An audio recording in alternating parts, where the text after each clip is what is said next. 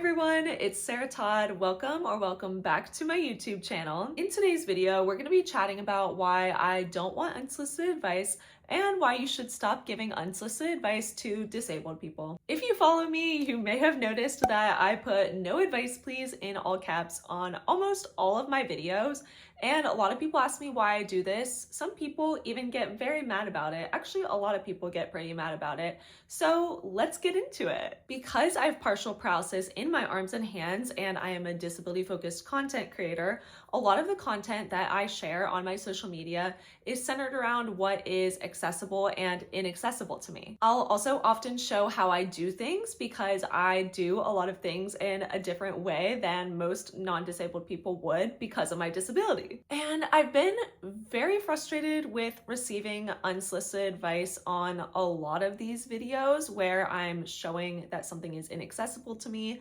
or I'm showing how I do something. And just because something is inaccessible to me or I do something in a different way, people have suggestions, aka advice, for how I should be doing something or how I could make something accessible to me. And this video that I posted, I guess a little bit over a year ago, was my tipping point, okay? I posted a video showing how I put on my skincare headband that I wear every night when I do my skincare, and it was full of unsolicited advice. So we're gonna watch that video and let's talk about it. One thing about me is I hate doing my skincare without my little headband on. But I can't move my left hand at all, and I can't lift my shoulders up higher than this, so it's kind of hard for me to put it on without help. No one's around to help me tonight though, so I'm gonna attempt to do it by myself and see what happens.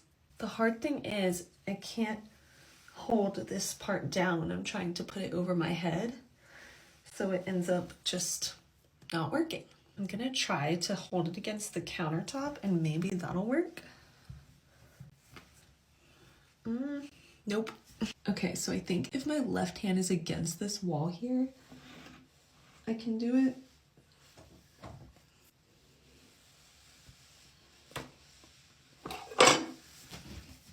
Got it. Okay, now I've got to fix my hair because that was a mess. Oh my gosh, I have so much hair. Okay, hair is out. And this is honestly the easiest part. Just pulling it up. Still not super easy, but it is doable. Yay! And now I'm all set to do my skincare. Okay, so as y'all probably gathered, that video showed me problem solving how I could put my skincare headband on by myself. I trialed and errored it a few times and eventually found a way to do it. But despite me finding a way to do it that worked for me with my disability, the comment section contained a ton of suggestions for me to use a different type of headband. And a lot of people were suggesting I use that like stiff type of headband that you just hold with two hands and like put behind your ears. And those headbands don't work for me because I can't move one of my hands at all and I can't lift my arms up very high. So I knew those headbands wouldn't work for me. A lot of people were also suggesting just various different ways for me to put the headband on, but I found a way to do it. So I didn't need those suggestions at all. And so rather than feeling happy when I looked at the comments on this video, I was just very annoyed and frustrated. And I was thinking, I wish that I could post a video on social media showing how I do something as a disabled person and not have people suggest I do it a different way. And then timing really was on my side because I was scrolling on Instagram and I was watching my friend Blair Amani's Instagram stories she had just posted, and it was of her doing a workout and she put "no advice please" on this story, and I was like, that's genius. Like, she's posting this workout and clearly doesn't want advice that people are bound to give. And I was like, okay, I need to do something like that. So I decided on the next applicable video, I was going to add "no advice please" onto that video and see what happened. So it kind of became my thing, I guess. I was inspired by Blair Amani, and now I have "no advice please" on almost all of my videos because it is relevant to most of the videos that I post. And a lot of people love it and they'll comment and point it out and say, I love the "no advice please." And then a lot of people really strongly dislike it and get super mad that I put "no advice please" on my videos. They'll say, why don't you want advice if people mean well? Or you can't expect to post your life on the internet and have people not leave advice. They'll also say, people are only trying to help, which I roll to all of those. But let's get into why I don't want advice at a basic level, and then we'll go more in depth. So the basic answer is I know my body, access needs, and preferences better than anybody else, especially strangers on the internet. I have lived with my disability for nearly 16 years. My 16-year disability anniversary is coming up next month. So anything a stranger on the internet thinks of for me to try in 30 seconds or a minute, I have definitely thought of in the past 16 years of becoming disabled. There are a lot of things that I'm not able to do independently, and I wish that I could do independently. So I have spent hours collectively brainstorming ways for me to do things. And if I haven't found a solution, then there likely isn't a solution for me. And if I have found a solution and I am able to do something, that's the best way for me to do it, because I know what works best for my body, access needs, and preferences. My disability is also incredibly unique. I can walk, but I can't move my left hand at all. I have limited movement in my right hand, and I can't lift my arms up higher than this. My disability also affects me in other ways that I don't share on social media. Like, I don't share every single way that my disability affects me on the internet. So people don't know everything about my disability, and with how complicated my disability is, it would be difficult to recommend an appropriate solution for me without understanding those complexities of my disability. Spinal cord injuries and paralysis themselves are also not very well understood by the general public because they are so complex and confusing. So in general, strangers on the internet leaving me advice are not going to be leaving me helpful advice. People also suggest the most basic solutions. I want to give y'all some examples because I think this will help y'all understand why this is so bothersome. So we have this one that says, make sure the steering wheel weight is set to the lowest option in settings. So this was left on a video of me trying to drive a car without modifications to see what it was like. I have been posting about my driving journey, figuring out what modifications I might need to drive with my disability, and I wanted to see if I could drive a car with the steering wheel instead of having to use the joystick that I will actually end up needing because it enables me to drive. I just wish I didn't need it because it costs about $90,000, but that's a whole other video. If you're interested in that, I have a long form video about that. But obviously setting the steering wheel weight to the lowest option is such a simple thing to do, and I definitely did that. That would be like the first thing I would try before saying that I need modifications for a car. I would want to try literally everything that is already built into the car itself before expanding to trying other options. So this suggestion was just super obvious. Okay, here we have this one. This one's also very condescending. They said, talk to text honey, hope this helps. This was on a video of me showing how difficult it is for me to text on my phone if I am somewhere out in public and I'm standing up and I don't have somewhere to set my phone down and like sit and type with it on a flat surface or a table. Obviously, I know that voice to text is an option. I do use voice to text in a lot of situations, especially if I'm at home. I don't want to use it out in public very often though, because I don't want people to hear what I'm saying always. And sometimes I might be somewhere quiet where it would be very awkward to use voice to text. Also, voice to text makes a lot of typos, and sometimes I don't want to have to deal with that. Voice to text is one of the most basic accessibility features built into a phone. So of course I know about voice to text. Here we have this one. Look into adaptive bras. No bra is gross in my opinion, but do what you are comfortable with. Okay, so obviously there's some sexism, misogyny in here saying not wearing a bra is gross, because this was left on a video where I said that I don't or rarely wear bras because of my disability, because they are a pain for me to put on and take off. It's not gross to not wear a bra. That's so sexist. But look into adaptive bras. Of course I would know about adaptive bras. There are so many adaptive bra brands now, which is fantastic. That used to not be the case. I have tried out a few and I've actually found some that I really like, but it's just easier for me to not wear one at all. So I just choose to not wear one, and thankfully I am able to do that.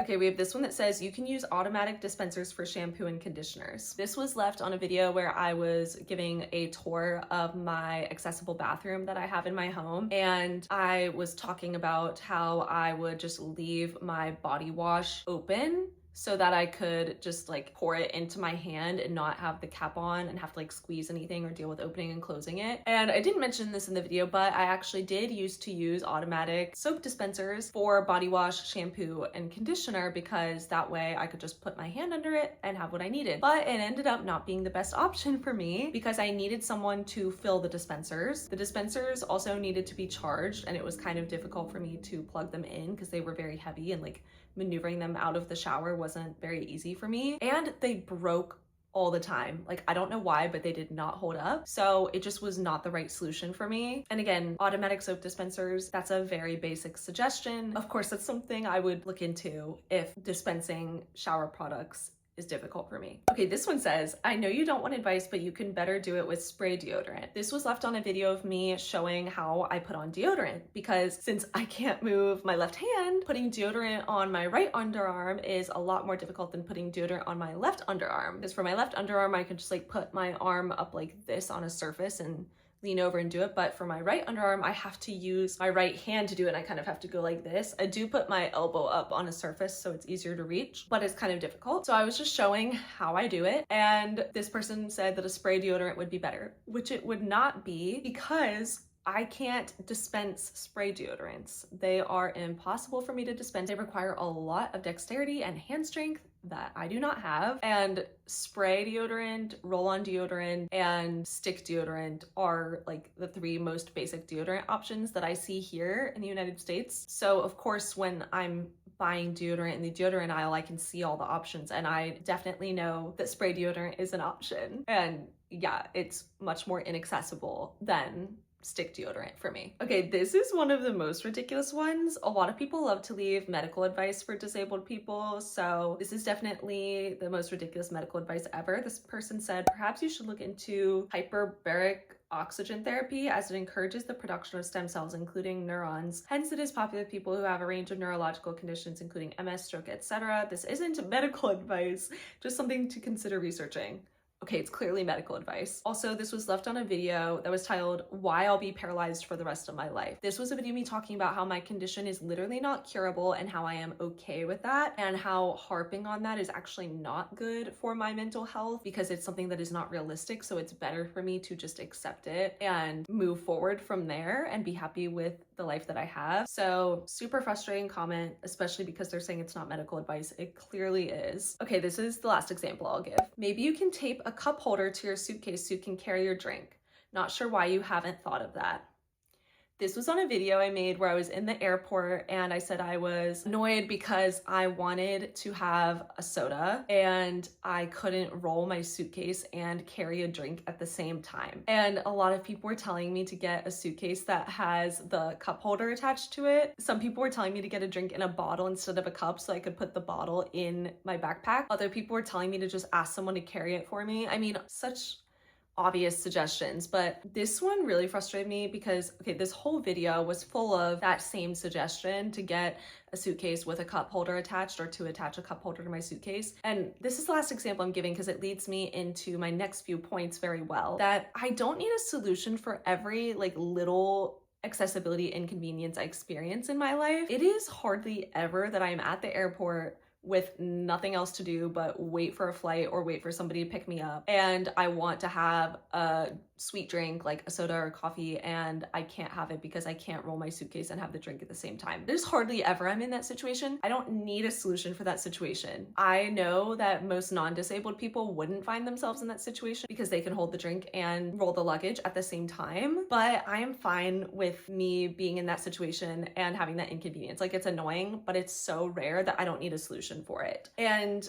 I am aware that I could get a suitcase with a cup holder, but once again, I am hardly ever in that situation. Also, the suitcase that I have is super easy for me to roll, and that is imperative for me to be able to navigate the airport. I need to have a suitcase that is easy for me to roll. So it took me a long time to find a suitcase that was easy for me to roll as well. So there's no reason for me to like trial and error that again, just because I want one of the suitcases with the attached cup holder. Also, I often have to check my bag because I can't roll it throughout the airport. I can only roll it like to check my bag and then from baggage claim to the car when I'm being picked up.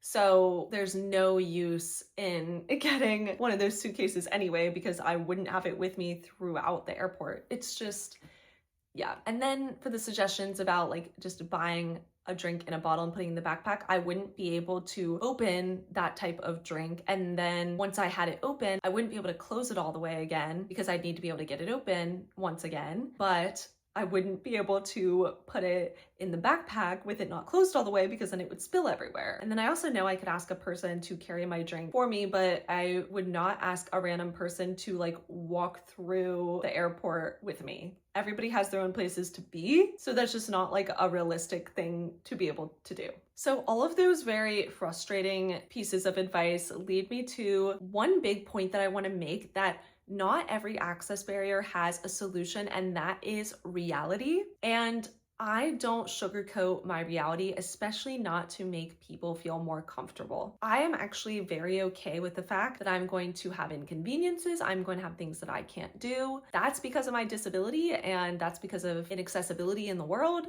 And that is okay. That is how my life is. And I am very comfortable with that, actually. Like, yes, I'm going to get frustrated. I'm going to get annoyed, but I also am like, this is just how my life is. That's my reality, and I'm going to live that. I think it's very frustrating when people act like there's just going to be some magical device or magical solution that is automatically going to come in and just solve every access barrier somebody like me might have. That is not reality, and we need to be living in reality, okay? And realistically, why would people rely on other people to do things for us? Like, I often rely on family, friends, even strangers to do tasks for me. A lot of disabled people have caregivers, even full-time caregivers. Why would that be the case if every access barrier had a solution? Sometimes the solution to access barriers is people lending a helping hand. I think a lot of people maybe want to think that disabled people like myself are just being lazy, or we're not being creative enough, we're not being innovative enough, because they don't want to imagine themselves in our shoes as a disabled person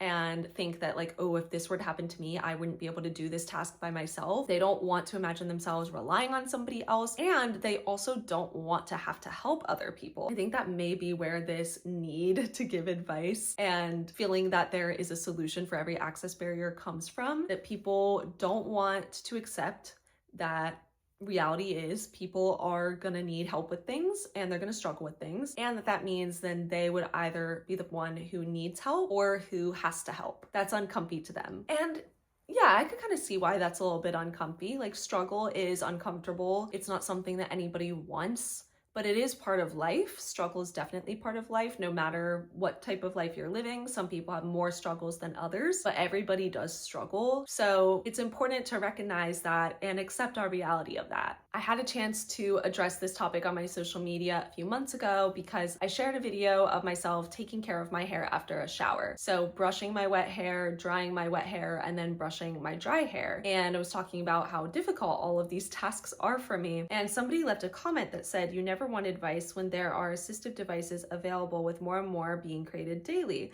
like a standing hands-free hairdryer mount." And this was just so frustrating to me because I had tried a hairdryer mount. I'd shown it in some previous videos and it had worked okay, but it would fall over all the time. I literally had to duct tape it to the counter, and then it would still fall, and then I couldn't pick it back up, and then it would only really dry like one section of my hair, and it just wasn't great. And I was like, I'm not using this anymore. This comment made the point that they thought that I was just like struggling for no reason, when actually struggling with my hair is my reality. So I made a video responding to this comment, and I feel like I articulate a lot of feelings that I want to get across in this video very well. So let's give it a watch. Not every problem a disabled person has can be solved. I don't know how many times I have to say that. That's just not reality, okay? Being disabled is disabling. As a disabled person myself, there are some tasks that I will never be able to do by myself at all or very easily, and that is just how it is. I used to use a hairdryer stand to dry my hair, and guess what? It didn't work very well for me, so I stopped using it. Now I just go to the hair salon or I get someone to dry my hair for me, because drying my hair by myself is such a pain. I really want to try a Dyson eventually because I feel like that might help me dry my hair independently, but I haven't purchased it yet because it's really expensive and I want to make sure that it's going to be a worthwhile purchase first. That's really besides the point though. The point is we really need to stop living in this fantasy world where assistive devices can just magically solve all of us disabled people's problems, because that is most often not the case. There's some great assistive tech out there that provides solutions to a lot of disabled people's problems, but there's also a lot of problems that have no solutions. That is our reality, and we need to acknowledge that because that's the only way that we will actually get more products made that do solve our problems. I dream of living in a world where disabled people have no access barriers, but that's just really not realistic. I am the best problem solver of my own access barriers, and if I am coming on here talking about something I struggle to do,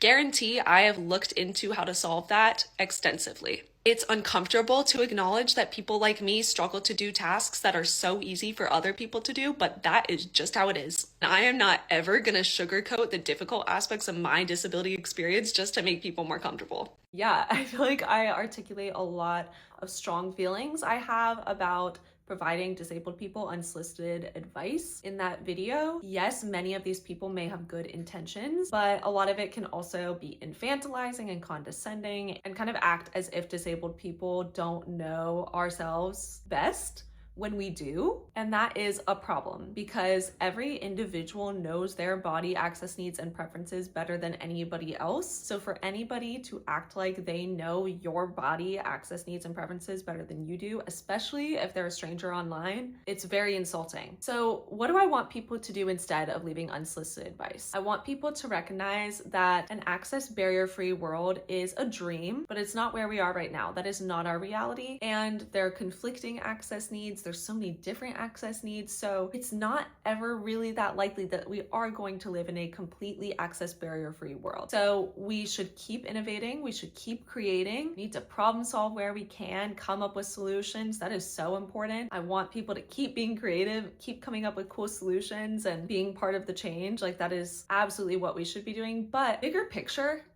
I want people to realize that part of accessibility is also being part of community and showing up for your community members. So rather than suggesting a disabled person try some innovative product or try some just random different product that isn't necessarily innovative but you think might work for them, or try some new medical treatment, I want people to let people know that they're there for them and let them know that they will help them if and when they need it. Because accessibility is not just cool inventions and cool products. Accessibility is also caring for others around you and making sure that you are helping to meet the access needs of those that you care about. I feel like I talk about this sentiment very well in a recent video I made, so let's watch this one real quick. Why don't you just cut your hair? People ask me this question all the time, and it is one of my least favorite questions to be asked. Taking care of my hair is extremely difficult for me because of my arm and hand paralysis. So that's why people ask me that question a lot. But I believe that disabled people deserve access to freedom of self-expression. My hair is literally my favorite thing about myself. I love it so much, and it's part of what makes me who I am. Cutting my hair wouldn't remove access barriers for me because it would still need to be washed, dried, and styled. But even if cutting my hair would remove access barriers for me, it wouldn't make me feel better about myself because I love my long blonde hair. It seems like many people think it'd be such an easy choice to sacrifice preference for accessibility. But a lot of the time, the opposite is preferred, sacrificing accessibility for preference.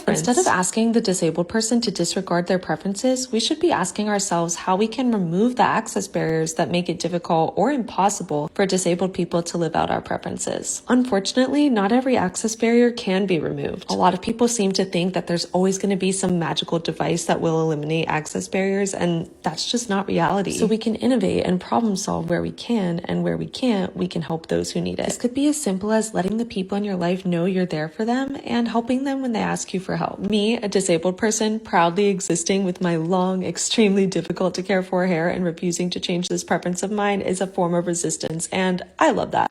Yeah. We all play a part in creating an accessible world. Accessibility is much more than magical assistive devices or products that you maybe haven't tried, but you definitely have because you're disabled and you've tried like everything to be as independent as possible. Accessibility also involves community, and we need to show up for each other as much as we can. I hope that a lot of what I discussed in this video resonated with many of you. It's definitely a complex topic. A lot of these topics that involve most likely well-intentioned people can be a little bit difficult to discuss and break down and digest. So I hope that I did a good job of that. If you enjoyed this video, please don't forget to like the video and subscribe to my channel. I really appreciate y'all's support, and I hope to see you all at my next video. Bye, everyone.